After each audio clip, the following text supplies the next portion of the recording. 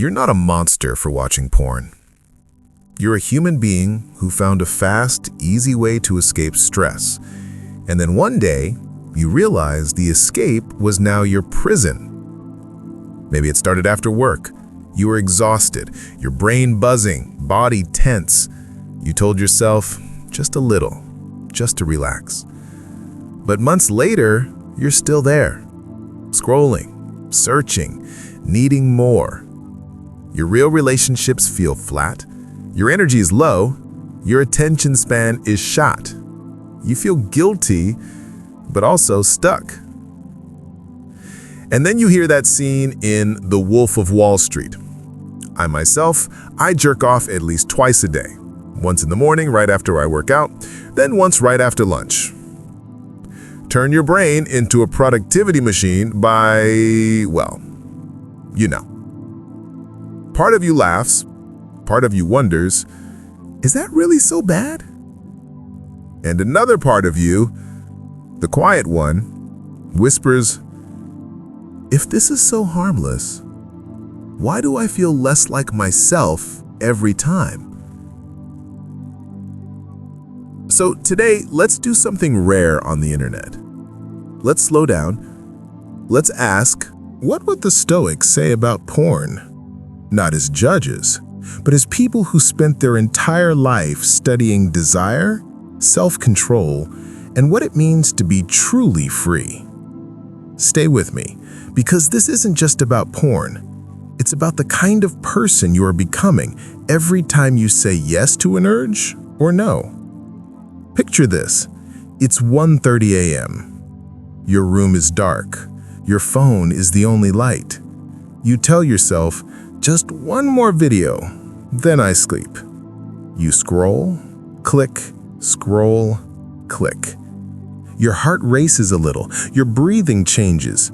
The rest of your life fades. The stress from work, the fight you had earlier with someone you love, the loneliness you don't want to admit, all of it goes quiet for a moment. And then, it's over. The screen goes dark. You catch a reflection of your own face. And that's when it hits. The guilt, the emptiness, the what am I doing?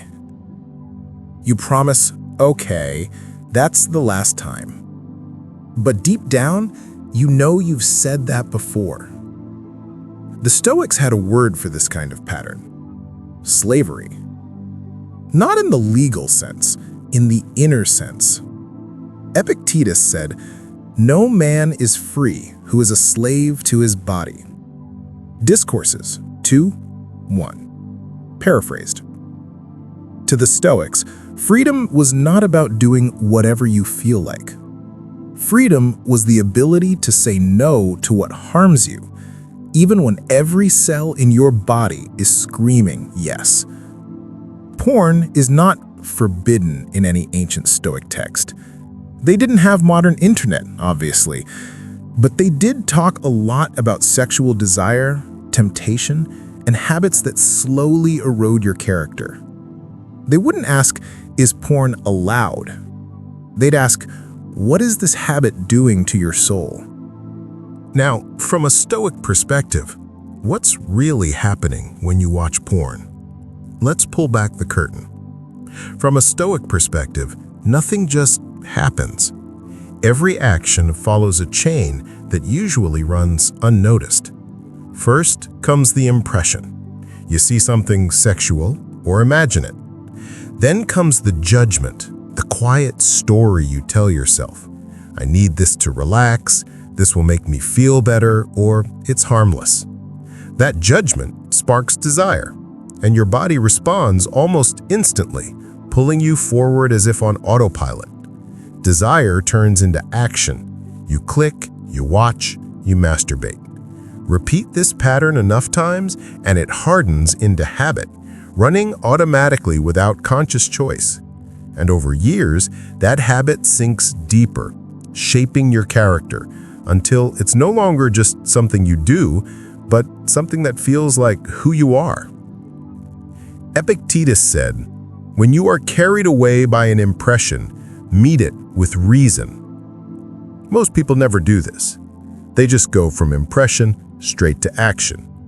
Modern science calls it a dopamine loop. Stoics called it untrained desire. Porn is like ultra-processed food for your brain. Short, intense hits, easy to access, easy to repeat. But it quietly rewires what you find attractive, how you feel about real people, and how much stimulation you need to feel anything at all. So the Stoic question isn't, are you a bad person? It's, is this leading you toward the life you want or away from it? Back to that Wolf of Wall Street question. Do I jerk off? And how many times a week? After the answer is three or four times, maybe 5, the advice was, gotta pump those numbers up. Those are rookie numbers in this racket. The message there is simple. Use your urges like a pressure valve. Blow off steam. Keep hustling. Sexual release becomes a productivity hack. From a purely modern angle, that sounds practical, even healthy. You de-stress, you avoid risky behavior with other people, you get back to work. But a Stoic would raise an eyebrow and ask, if you need this to function, are you in control or is it? What happens when your brain no longer feels satisfaction from normal life? And what happens to your relationships, your sense of meaning, your self-respect? Seneca wrote, an uncontrolled desire for pleasure is the enemy of freedom. Stoicism isn't anti-pleasure. They didn't say pleasure is evil. They said pleasure is a test. Can you enjoy it without becoming its slave? Porn in particular is a brutal test because it's designed not by philosophers, but by companies that profit when your attention is hooked for as long as possible. You're not just fighting your own urges, you're fighting an industry with billions of dollars and endless data about what keeps you watching. From a Stoic perspective, that means one thing. You must upgrade your inner technology. Ancient bathhouse versus modern bedroom. Let me paint 2 scenes. The first one, in an ancient bathhouse, a young Roman man walks into the public baths. There's steam, laughter, naked bodies, casual talk of sex. He feels the pull of desire, the temptation to indulge, to chase pleasure without limit. The Stoics around him, maybe Musonius Rufus, maybe Epictetus, remind him desire is natural. Slavery to desire is not. They teach him to guard his attention, to choose where he lets his mind linger. The second one, in the modern life, you lie on your bed, alone, scrolling through videos filmed on another continent. The faces, the bodies, the scenes, it's all right there. No effort, no courage, no connection, just input. Different technology, same human vulnerability. The Roman had the bathhouse. You have the smartphone. The scenery changed, the soul did not. This is why Stoic wisdom still applies, because behind the pixels, the same questions remain. What are you training your mind to crave? What kind of person are you slowly becoming? Are you using desire as a tool or being used by it? In my point of view, not demonizing, but not lying either. Let me be clear about my own stance. I'm not here to tell you, porn is evil, you're disgusting, stop immediately or you're doomed. That kind of moral panic rarely helps anyone. It just adds more shame. And shame often feeds the cycle. I think porn sits in a dangerous gray zone. It can be used casually. Some people claim they're fine with it. But for many, especially in the way it's consumed today, alone, endlessly scrolling, replacing real intimacy, it becomes a silent addiction. Not in the dramatic movie sense. In a slow and subtle way, the changes begin to show. You feel less attracted to real people. It becomes harder to concentrate. What once excited you no longer does, and you start needing more extreme content just to feel aroused. Gradually, porn becomes your default response, not just to desire, but to stress, boredom, and loneliness. That's not freedom. That's conditioning. From a Stoic angle, anything that trains you to avoid reality rather than face it is spiritually dangerous. Does that mean you must become a monk? Not necessarily, but it does mean you must become honest. Honest about the cost of your habit. Honest about the man or woman you want to be. Honest about whether this habit belongs in that future. Now, there's a fair counter-argument you might be thinking. Sex is natural. Masturbation is normal. Porn is just fantasy.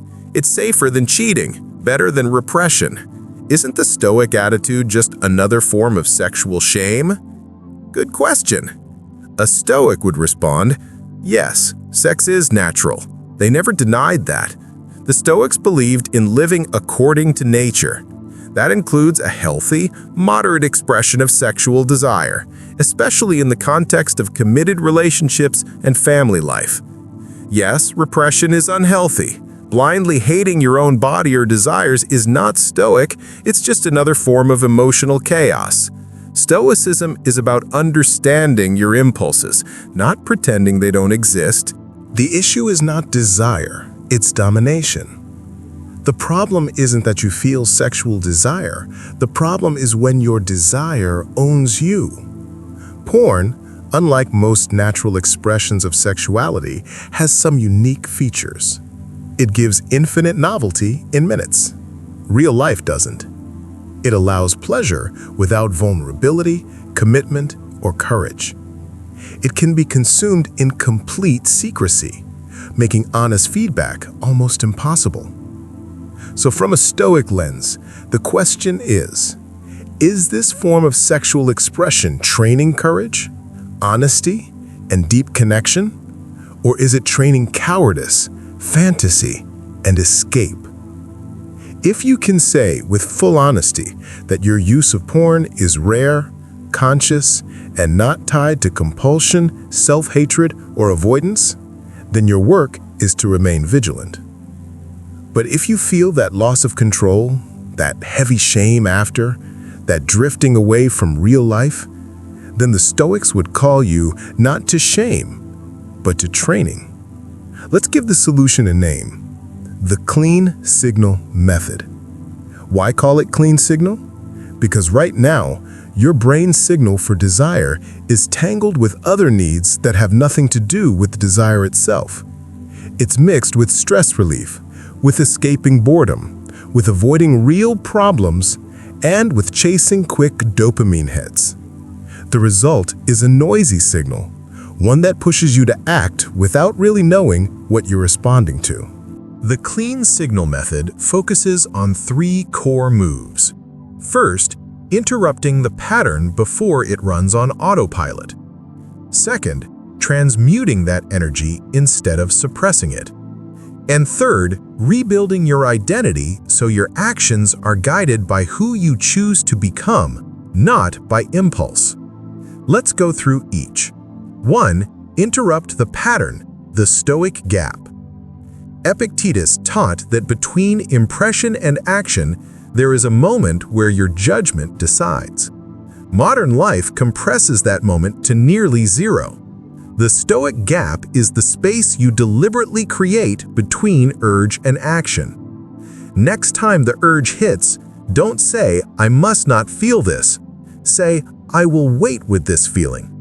Give yourself just 2 to 5 minutes.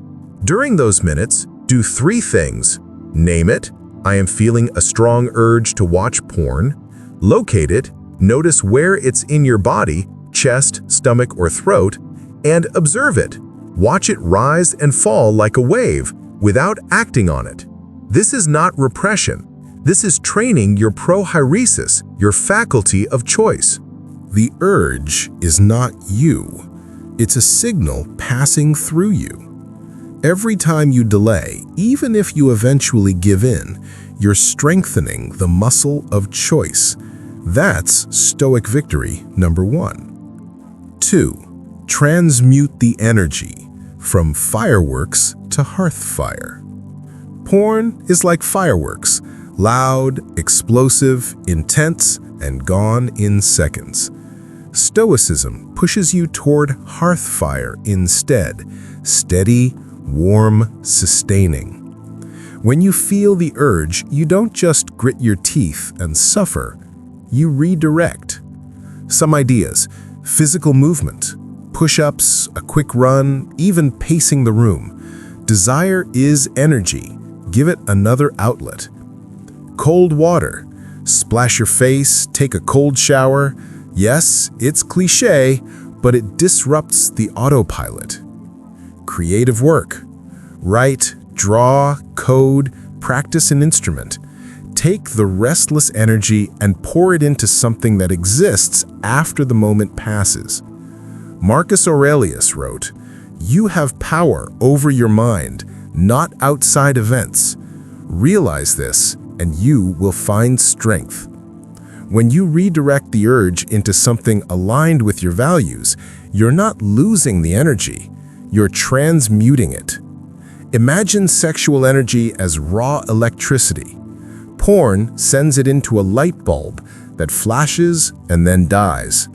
Stoic practice sends it into a battery that powers your life. 3. Rebuild identity. I am not my urges. Habits don't truly break until identity changes. If deep down you still believe, "I'm just the kind of guy who can't control himself," or "this is just who I am," then willpower alone will always feel fragile. The Stoics constantly asked, "What kind of person am I choosing to be?" So you begin to rewrite your identity script from "I'm addicted and broken" to "I am a student of self-mastery and porn is my training ground." From "I am my cravings" to "I am the one who observes my cravings." From "I must be perfect or I'm a failure" to "Every struggle is a rep in the gym of character." Practical ways to internalize this: journaling at night. When did I face the urge today? What did I choose? What did I learn? Tiny promises you keep. Not, "I'll never watch porn again," but "Tonight I will sit with the first urge for 5 minutes before I decide." Speak it out loud.